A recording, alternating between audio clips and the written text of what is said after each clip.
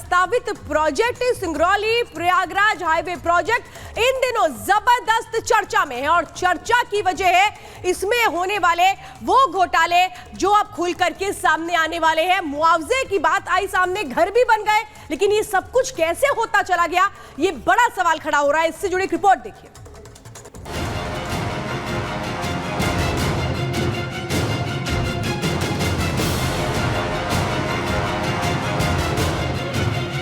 मध्य प्रदेश के सिंगरौली जिले के जिला मुख्यालय से लगभग 90 किलोमीटर दूर 33 गांव को जोड़ते हुए प्रयागराज नेशनल हाईवे का सर्वे हो चुका है। एमपी के सिंगरौली जिले से प्रयागराज को जोड़ने वाली लगभग 70 किलोमीटर से ज्यादा की हाईवे चितरंगी और दुधमनिया तहसील के 33 गांव की जमीन हाईवे में फंस रही है। अधिग्रहण की सूचना मार्च में जारी हुई। इसके बाद जमीन की खरीद फरोख्त और नामांतरण पर प्रशासन द्वारा रोक लगा करके बकायदा अनाउंसमेंट और जगह जगह पोस्टर चस्पा करवाया गया है कि अब ये जमीन नहीं खरीदी जा सकती और इस जमीन पर मकान नहीं बनाया जा सकता। फिर भी दोनों तहसीलों के गांव में एक महीने में लगभग 2500 से ज्यादा मुआवजा घर बनकर खड़े हो गए हैं। किसानों ने पैसे की कमी से निपटने के लिए मुआवजे का दूसरा अब गणित निकाल लिया है। इसके लिए किसान बकायदा स्टाम्प पेपर पर दूसरे राज्यों के लोगों से निर्माण के आवास में 80% एवं 20% मुआवजा राशि देने का करार कर रही हैं। इसकी शिकायत बकायदा NHI PWD के पास पहुंची। बकायदा प्रशासन भी ये चीज मानते हैं कि सर्वे पूरा होने के बाद भी बड़ी संख्या में घरों का निर्माण हुआ है। बता दें कि सिंगरौली जिले में कंपनियों का हब और कंपनियों से संचालित हब माना जाता है और यहाँ बकायदा इससे पहले भी मुआवजे को लेकर एक बड़ा गिरोह सक्रिय है। इस गिरोह का सिर्फ इतना ही काम रहता है कि दूसरे राज्य से लोग आकर यहाँ पर जिस भी इलाके में कंपनी, सड़क या प्रशासन द्वारा भूमि अधिग्रहण करके कंपनियां अपने खुद के प्लांट संचालित करने वाली रहती हैं, तो ये गिरोह उससे पहले ही यहाँ के आदिवासी परिवारों से जमीन लेकर मुआवजे की राशि पाने के लिए मकान चंद दिनों में कई मंजिलें खड़ा कर देते हैं।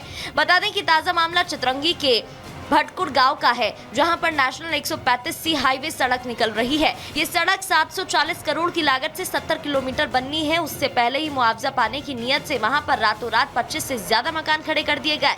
SDM सुरेश इस बात को खुद मानते हैं कि सर्वे होने के बावजूद भी कई मुआवजे पाने की नीयत से कई मकान खड़े कर दिए गए, लेकिन चितरंगी SDM सुरेश जाधव का सख्त निर्देश है कि जो भी सर्वे के बाद मकान बने उस मकान को बकायदा जमींदोज कराया जाएगा और उन्हें मुआवजे से वंचित किया जाएगा।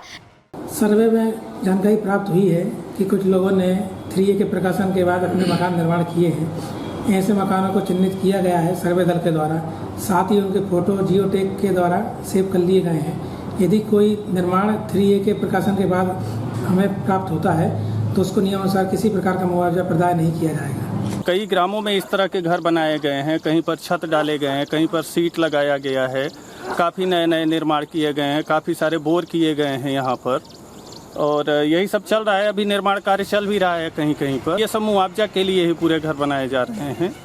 लिहाजा जो भी हो, लेकिन सिंगरौली जिले में भूमाफिया और मुआवजा राशि पाने वाले लोग भारी संख्या में एक्टिव हैं और इससे कहीं ना कहीं प्रशासन को काफी नुकसान भी होता है।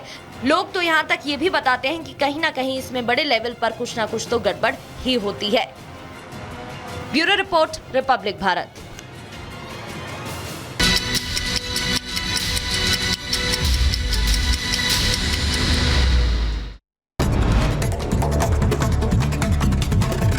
टीचरों के डिजिटल अटेंडेंस को लेकर एक्शन में सीएम योगी। शिक्षक संगठनों से बात करने के निर्देश दिए। डिजिटल अटेंडेंस का टीचर विरोध कर रहे हैं। IAS पूजा खेड़कर की मुश्किलें बढ़ी। सरकार ने किया जांच कमेटी का गठन। निजी का आपको बता दें, कार पर लाल बत्ती की जांच होगी।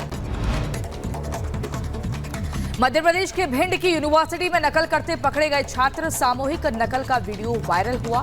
2 दिन पुराना बताया जा रहा है वीडियो।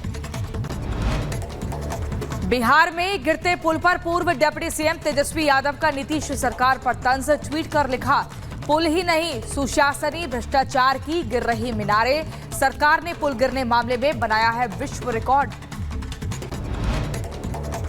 बिहार को विशेष राज्य का दर्जा देने की एक बार फिर उठी मांग। बिहार सरकार में मंत्री श्रवण कुमार का बयान। कांग्रेस की सरकार ने नजरअंदाज किया पीएम मोदी से बिहार को आस। दिल्ली के होटल में छात्र की हत्या। एसएससी की तैयारी कर रहा था छात्र।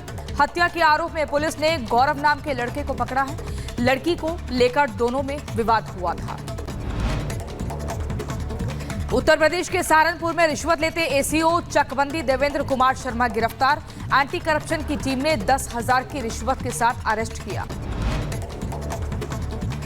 दिल्ली में मुनक नहर बांध की मरम्मत का काम जारी। एक दिन पहले बैराज टूटने से आसपास के इलाके जलमग्न हुए थे।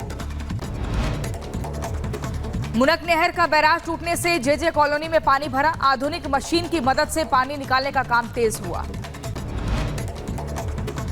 उत्तराखंड में भारी बारिश को देखते हुए प्रशासन अलर्ट। 7 जिलों में भारी से भारी बारिश का अलर्ट। देहरादून और नैनीताल में जारी किया गया ऑरेंज अलर्ट।